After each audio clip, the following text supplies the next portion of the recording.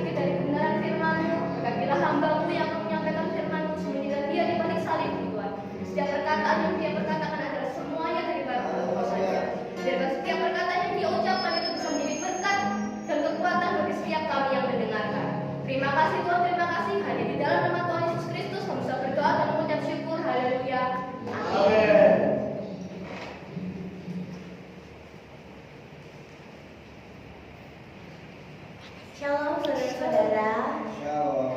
Ya, pada malam hari ini saya akan berbagi sebagian dari firman Tuhan yang saya peroleh ketika saya berdoa. Judul dari firman ini adalah mengapa kita harus berdoa. Yes. Jadi seperti lagu tadi kita sudah dengarkan, kita nyanyikan bersama bahwa ketika kita berdoa, mujizat itu nyata. Tapi sebenarnya mengapa sih kita itu perlu berdoa? Mengapa berdoa itu adalah hal yang penting gitu ya? Nah, sebagai orang percaya yang tinggal di perjanjian baru, tentu saja kita tahu bahwa doa yang dipanjatkan atau dilakukan oleh orang Kristen itu tuh tidak mempunyai liturgi, tata cara, waktu tertentu atau menggunakan alat-alat tertentu sebagaimana kita tahu saudara-saudara kita yang lain ya. Sebenarnya doa yang bisa kita lakukan, yang harus kita lakukan orang-orang percaya itu doa yang sebenarnya itu sangat mudah kita lakukan, bisa kita lakukan dimanapun, bisa kita lakukan di kapanpun gitu ya, doa itu gitu. Dan bahkan saking mudahnya doa orang percaya ini itu sampai seorang tokoh yang sangat terkenal di Amerika, Joyce Meyer, kalau saudara pernah dengar namanya, itu membuat sebuah buku There is a power in simple prayer. Jadi dia mau ajak orang-orang percaya dan katakan ke orang-orang percaya bahwa sebenarnya itu doa itu nggak perlu rumit, doa itu nggak perlu complicated. Bahkan doa yang sangat sederhana itu punya kuasa yang besar. Begitu. Nah, sebelum kita lanjutkan, saya ingin Anda, saudara-saudara itu merenungkan sebenarnya buat saudara-saudara apa sih arti doa dalam kehidupan saudara-saudara. Buat saya secara pribadi, doa itu adalah cara saya berkomunikasi dan membangun hubungan dengan Bapa saya yang ada di surga. Dan yang kedua, doa itu adalah sumber kekuatan buat saya. Itu buat saya secara pribadi. Tapi setiap orang saya yakin punya makna tersendiri melalui pengalaman-pengalaman hidup bersama dengan Tuhan, sehingga saudara-saudara menyimpulkan mengapa saudara perlu berdoa, arti pentingnya doa dalam hidup saudara, begitu ya. Tapi kalau menurut firman Tuhan, ini saya akan membahas secara simple ya, secara sederhana, mengapa sih kita itu sebagai orang percaya itu perlu berdoa. Yang pertama, doa itu adalah sebagai respon kita terhadap cinta kasih Tuhan kepada kita. Sekaligus kita mau menunjukkan kepada Tuhan bahwa kita juga mengasihi Dia. Itu adalah alasan pertama mengapa kita harus berdoa. Selayaknya ketika kita membangun hubungan dengan manusia, dengan teman, dengan pasangan, dengan sesama, tentunya kita perlu yang namanya komunikasi ya. Jadi menurut berbagai macam research, salah satu hal yang menentukan hubungan atau kualitas dari hubungan itu adalah bagaimana berkomunikasi. Sebagian besar pertengkaran atau kesalahpahaman yang terjadi karena adanya ketidaksamaan dalam komunikasi itu. Jadi ada miscommunication, istilahnya seperti itu, atau di Indonesia kan sedikit miskomunikasi gitu ya. Nah, jadi komunikasi itu sangat penting kepada manusia. Nah, seperti layaknya ketika kita berteman atau ketika kita ingin menghubungi orang tua kita telepon. Saya bicara tentang bukan video call dan yang lain-lainnya, ini tentang voice call. Jadi teleponnya pakai pulsa atau WA call, pokoknya nggak kelihatan muka gitu ya. Ketika kita itu perhatian, ketika kita sayang, ketika kita mencintai, kita tuh akan peduli dan kita pengen tahu kabar orang itu gimana. Ya, bagaimana kondisinya. Kalau kita tahu teman kita atau saudara kita itu mungkin lagi kesusahan, kita telepon. Atau sekedar kita nih yang butuh ngobrol, kita yang butuh curhat, entah itu pamer kebahagiaan kita atau selain pamer kebahagiaan, atau ketika kita lagi down, kita kepengen ngomel, ngedumel, kita akan cari orang-orang yang menurut kita itu akan bisa memberikan kenyamanan. Orang-orang yang kita akan trust, yang kita percaya, kita yakini mereka itu bisa memberikan comfort atau kenyamanan itu buat kita. Nah, bagi saya, menurut saya, doa itu adalah seperti HP atau telepon. Tapi bedanya doa itu menghubungkan kita, anak-anak Tuhan yang ada di bumi ini, dengan Tuhan yang ada di surga. Karena nggak mungkin ada telepon yang bisa menghubungkan antara kita dengan Tuhan di surga. Itu kayak ya mungkin ada tapi di film atau novel ya. Tapi doa itu sebenarnya canggih banget. Kenapa? Karena doa ini bisa menghubungkan kita yang tinggal di bumi yang makhluk fana ini dengan Tuhan yang abadi yang ada di surga, yang jauh sekali kita nggak tahu tempatnya surga ada di mana ya, pokoknya di atas gitu lah kayaknya ya, seperti itu. Nah, ketika kita itu mencintai Tuhan, ketika kita mengasihi Tuhan, maka kita ingin selalu berkomunikasi dengan Tuhan. Bukan hanya ketika kita happy, mengucap syukur, atau ketika kita sedih dan ngedumel ke Tuhan, tapi pada keadaan yang biasa-biasa aja. We just want to say, hello God, hello Tuhan, selamat pagi Bapak. Ketika kita bangun tidur, kita buka mata, kita bilang pertama kali selamat pagi Bapak, selamat pagi Roh Kudus, itu adalah sebuah doa. Kenapa? Karena itu komunikasi kita dengan Tuhan. Mari kita anggap doa sebagai komunikasi kita dengan Tuhan.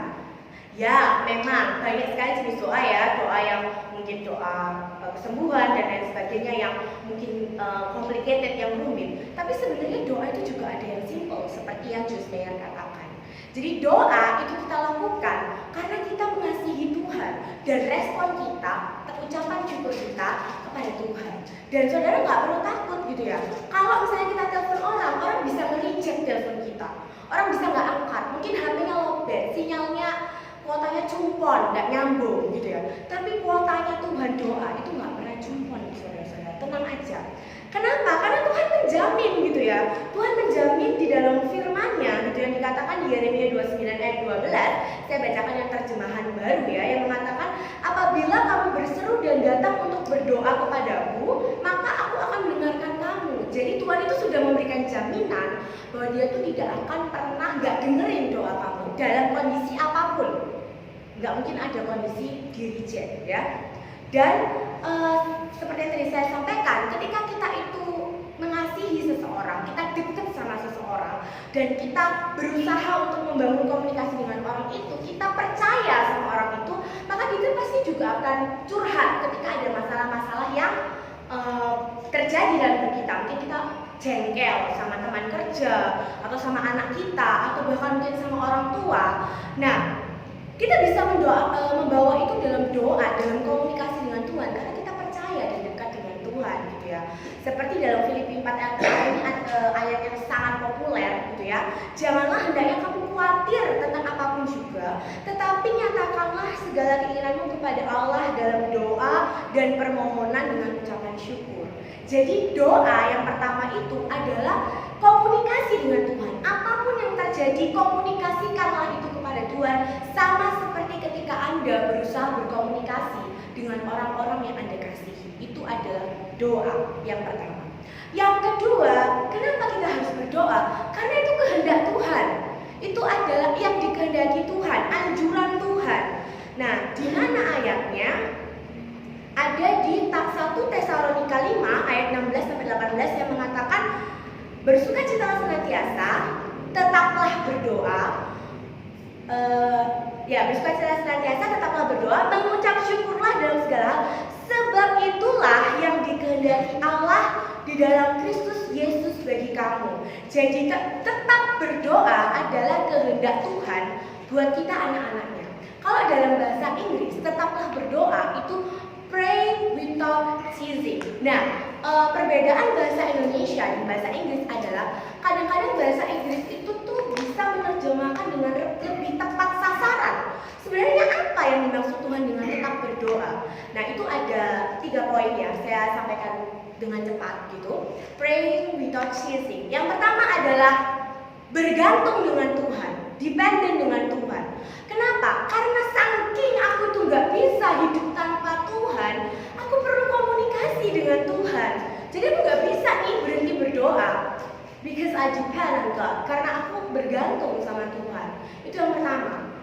Yang kedua, berdoa itu pray continuously and often. Continuously itu artinya apa? Terus menerus, tidak putus, berkesinambungan. Itu continuously. Jadi berdoalah secara terus menerus, dan often itu sering. Sering itu berarti bukan 1, 2, atau 3 kali, bukan 2 mau makan aja doa, atau ketika bangun tidur makan bobo, atau cuman lagi stres berdoa. Tidak, dia katakan often, artinya sering. Kalau bisa satu hari itu 5-6 kali Anda berdoa. Ya doanya ya tadi saya bilang ya, konteksnya ketika kita berbicara dengan Tuhan itu sebenarnya adalah sebuah doa. Nanti saya akan berikan kesaksian tentang itu. Dan yang ketiga adalah praying without ceasing, atau tetaplah berdoa. Artinya itu tidak pernah menyerah untuk berdoa. Orang yang tekun berdoa, tekun melakukan sesuatu, dia tidak akan berhenti melakukan itu, tidak peduli situasi dan kondisi yang terjadi. Itu artinya tidak pernah menyerah untuk berdoa. Jadi yang kedua, kehendak Tuhan adalah praying without ceasing, tidak pernah berhenti berdoa, tetap berdoa secara terus-menerus dan berkesinambungan. Itulah yang Tuhan katakan. Seperti di Kolose 4 ayat 2, bertekunlah dalam doa dan berjaga-jagalah sambil mengucap syukur. Jadi kita harus tekun berdoa. Nah, poin yang ketiga, kenapa kita perlu berdoa? Karena doa itu memberikan kita kekuatan dan membantu kita untuk terlepas dari temptation atau pencobaan ya. Ayatnya ada di mana? Di Matius pasal 26 ayat 41 yang dikatakan berjaga-jagalah dan berdoalah supaya kamu jangan jatuh ke dalam pencobaan. Roh memang penurut, tetapi daging itu lemah. Ya, roh itu penurut, tapi daging itu lemah, saudara-saudara. Nah, Tuhan mengatakan, kenapa sih kamu yang tadi sebelumnya poin kedua harus tetap berdoa, tidak boleh menyerah, continuously berkesinambungan, tidak putus. Kenapa kok seperti itu? Ya karena doa itu yang akan memampukan Anda dan saya bertahan dalam situasi-situasi yang menekan, dalam situasi-situasi yang membuat kita itu putus asa, yang menyerang kita. Doa itu memberikan kekuatan. Seperti itu, saudara-saudara. Jadi ketika dalam situasi-situasi yang mungkin menekan seperti kondisi sekarang ini, banyak sekali aspek atau area dalam kehidupan kita ini yang terganggu ya, khususnya dalam finansial, dalam keuangan, dalam pekerjaan, mungkin juga keluarga, konflik, dan banyak sekali gitu ya, yang akhirnya membuat kita itu menjadi tawar hati dan akhirnya malas berdoa. Padahal sudah dikatakan kepada Tuhan, berjaga-jagalah. Kenapa? Karena kamu itu lemah. Yang kuat itu roh. Dan supaya rohmu itu kuat, kamu harus berdoa. Dan yang kedua, membaca firman Tuhan. Tapi kita bahas tentang doa ya saat ini. Jadi tentang berdoa gitu. Nah, sebuah kesaksian ya dari saya secara pribadi. Mungkin akhir-akhir ini kesaksian saya agak belo-belo, tapi saya mau mencoba untuk menceritakan bagaimana Tuhan berproses dalam kehidupan saya gitu ya. Jadi seperti saudara tahu, kalau misalnya saya baru saja menyelesaikan tugas akhir saya, atau yang dinamakan tesis ya, Nah, saya tuh sebenarnya takjub dengan Tuhan. Bagaimana Tuhan menyertai saya melalui semua proses yang panjang sampai pada akhirnya Oktober nanti saya bisa wisuda gitu kan ya. Kalau saya flashback atau mengingat bagaimana banyak hal-hal buruk yang terjadi dalam hidup saya, kayaknya tuh mustahil gitu loh saya selesai, karena banyak sekali orang-orang, teman-teman saya yang bertanya gitu ya, yang bertanya kepada saya, karena saya dipanggil Becky ya, Becky, kamu gimana sih kok bisa tetap strong, kamu kenapa kok bisa tetap kuat, kamu sampai bisa menyelesaikan tesis. Teman-teman angkatan saya itu banyak yang tesisnya ditunda karena kondisi yang tidak menentu ini. Tapi kenapa kamu, ya mereka tahu saya baru saja kehilangan ayah saya yang sangat dekat dengan saya gitu ya, kamu dengan kondisi yang seperti itu kamu bisa melalui semuanya itu sampai akhirnya kamu tuh bisa wisuda gitu kan. Lalu saya pernah upload ini di Instagram, saya ketawa ya. Ketika mereka tanya seperti itu, saya ketawa dan saya bilang, guys, saya ini nggak kuat, saya ini nggak strong, kamu nggak tahu berapa malam saya tidak bisa tidur dan berapa malam saya harus berperang melawan pikiran berpikiran bunuh diri begitu kan ya. Tapi mereka nggak tahu itu. Masa saya expose, guys, aku mau bunuh diri, kan tidak mungkin ya kayak gitu. Nah, saya jawab dengan ayat yang saya nggak hafal sebenarnya. Kemanakah saya itu loh yang meminta pertolonganku ialah dari Tuhan. Ya, Mazmur itu. Ya, saudara cek di Instagram saya upload kok. Itu adalah ayat yang saya pegang gitu. Karena tidak ada lagi yang bisa saya harapkan gitu ya ceritanya. Jadi ketika saya mengerjakan tesis, saya itu punya banyak sekali tekanan saudara-saudara. Kalau misalnya tesis, jadi tahun semester ini itu adalah semester terakhir seharusnya saya kalau lulus dinyatakan tepat waktu. Jadi kalau saya tambah semester depan, berarti saya molor. Gitu ya, lebih dari 5 semester itu dianggap molor saudara-saudara. Dan sebagai seorang anak yang terbiasa menyelesaikan permasalahan akademis itu tepat waktu, itu menjadi tekanan buat saya, khususnya karena dari tante dan oma saya itu juga menekan gitu. Maksudnya kayak mereka tuh sangat bangga kalau kita bisa lulus tepat waktu dengan nilai yang bagus gitu kan. Tapi tanpa melihat bagaimana proses yang harus saya lalui supaya saya bisa lulus tepat waktu, saudara-saudara. Dan itu menekan saya gitu, kayak saya sedih dan saya tidak bisa cerita ke siapapun. Biasanya ada papa, tapi nggak bisa gitu kan ya. Saat ini, dan saya juga merasa kayak karena keluarga saya juga nggak rohani, oma dan tante saya itu juga kurang rohani, jadi saya harus yang rohani sendirian gitu ya. Terus saudara ketahui mereka tuh kalau tidur itu malam tuh sekitar jam 8 atau kadang setengah 7 itu sudah tidur. Dan saya itu mengerjakan tugas itu sampai jam 3 subuh. Jadi dari jam segitu sampai jam 3 subuh saya tuh sendirian kayak ngekos. Sendirian banget. Kalau lapar ya masak Indomie sendiri. Semuanya sendiri gitu. Ini sebenarnya ya karena saya ceritanya agak lucu, tapi kalau dialami ya agak lucu sih saudara ya.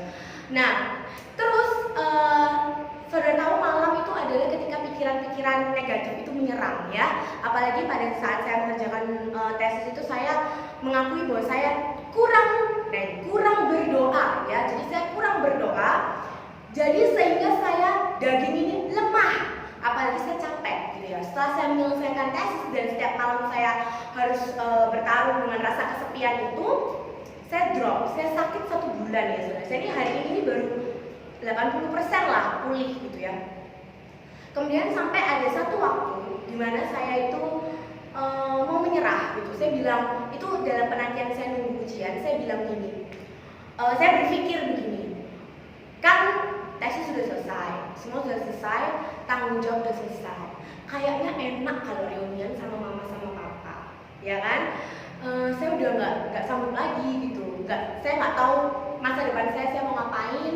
Saya mau ngajar kah, atau saya mau jadi psikolog, atau saya mau pelayanan, atau apa, saya nggak tahu gitu. Masa depan saya ini bagi saya terasa gelap. Saya nggak punya pegangan, saya nggak punya arahan. Dan keluarga saya juga nggak rohani, jadi saya nggak bisa berdiskusi sama mereka tentang hal-hal yang agak-agak religius gitu kan ya. Dan saya benar-benar sedih, tertekan, sampai ya itu memutuskan kayaknya enak nih kalau reunian gitu kan sama papa atau sama mama gitu kan. Terus saya juga sudah mulai memikirkan skenario jahat saudara-saudara, kayak kiranya kalau misalnya pakai silet tapi sakit, kalau pakai baygon nanti sesek, saya nggak mau.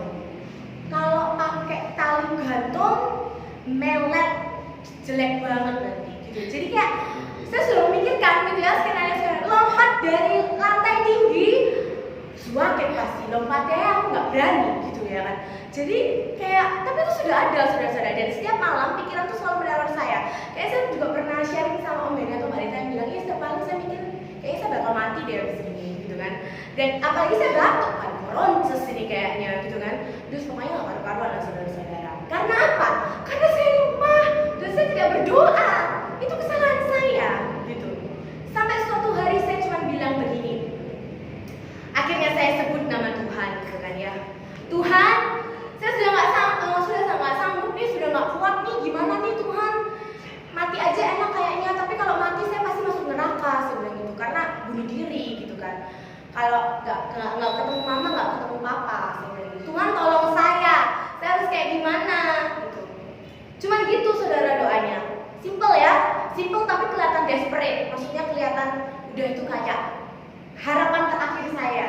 Kalau nggak saya udah siap-siap ada baygon kan. Kayaknya tadi udah baikon.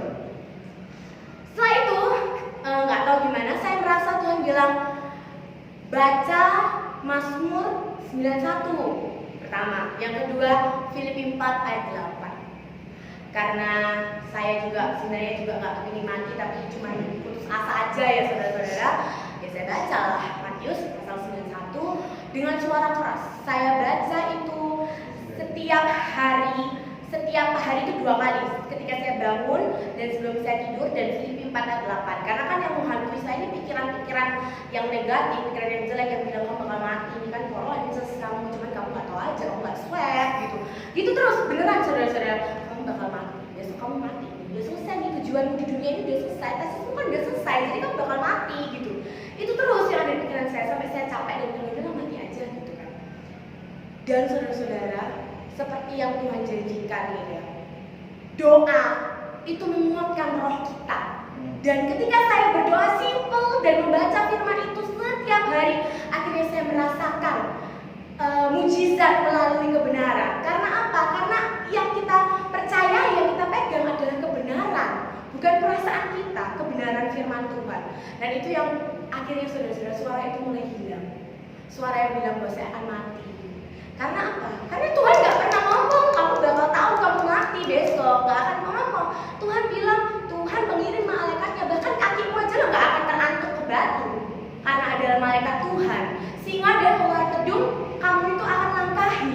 Itu yang ada di Mazmur 91. Dan yang di Filipi 4 ayat 8, semua yang manis, semua yang benar, semua yang sedap didengar, itu yang harus kita pikirkan. Jangan pikirkan skenario kamu mau mati kayak gimana. Kira-kira kalau kamu mati nanti orang-orang sedih nggak ya? Terus oma gimana kalau kamu mati? Jangan pikirkan gitu. Baca, pikirkanlah firman Tuhan, pikirkanlah dan katakanlah dan doakanlah. Itulah yang membuat saya akhirnya ya sampai saat ini puji Tuhan masih berdiri di sini, belum gentayangan saudara-saudara, masih bisa membawa firman Tuhan, masih bisa bersaksi, masih bisa mengatakan kepada teman-teman saya, Tuhan itu luar biasa. Bahwa ketika kamu berdoa, even walaupun doamu itu cuma simple dan terlihat desperate, putus asa, Tuhan itu dengar. Banyak banget saudara-saudara, kalau saudara-saudara gak ngerti ayatnya, cari di bawah Google, pasti punya Google semuanya internet ya. Google itu kuotanya cumpon tetap bisa nyambung ya. Itu cari ayat tentang mengapa aku harus berdoa, itu banyak sekali yang akan keluar. Dan saya berharap firman-firman yang tidak sempat saya sampaikan, ayat-ayat itu bisa menjadi kekuatan buat saudara sekalian. Ya, demikianlah firman Tuhan yang saya sampaikan hari ini. Saya berharap dan saya akan berdoa supaya saudara-saudara itu tetap kuat di tengah situasi, kondisi yang mungkin saat ini tidak menentu. Mari kita berdoa. Tuhan, saya sudah selesai membawakan firman, dan bila firman yang ditabur, benihnya itu boleh di tanah yang subur dan itu boleh bertumbuh dan berbuah. Tuhan, saya berdoa buat siapapun yang mendengarkan firman ini, apapun kondisi, situasi, permasalahan yang mereka hadapi, Tuhan yang tolong, Tuhan yang dengarkan, Tuhan yang jamah hati mereka, Tuhan yang berikan jalan keluar, berikan mereka kepekaan Tuhan untuk mendengarkan suara-Mu sehingga mereka boleh tetap melangkah Tuhan di tengah kondisi, situasi yang mungkin menekan, mungkin yang membuat mereka putus asa dan mungkin membuat mereka berpikir untuk mengakhiri kehidupan mereka. Tuhan, aku berdoa dalam nama Tuhan Yesus, biarlah ada penghiburan, kekuatan, iman Tuhan, sehingga mereka boleh senantiasa percaya dan tetap berjalan berdiri tegak bersama dengan Engkau. Terima kasih Tuhan, kami mau selalu percaya bahwa Tuhan adalah Allah yang baik, yang tidak akan pernah meninggalkan. Engkau adalah Allah Immanuel, dan ketika kami berdoa, mujizat itu nyata. Terima kasih ya Bapa, dalam nama Tuhan Yesus kami sudah berdoa dan mengucap syukur. Amin.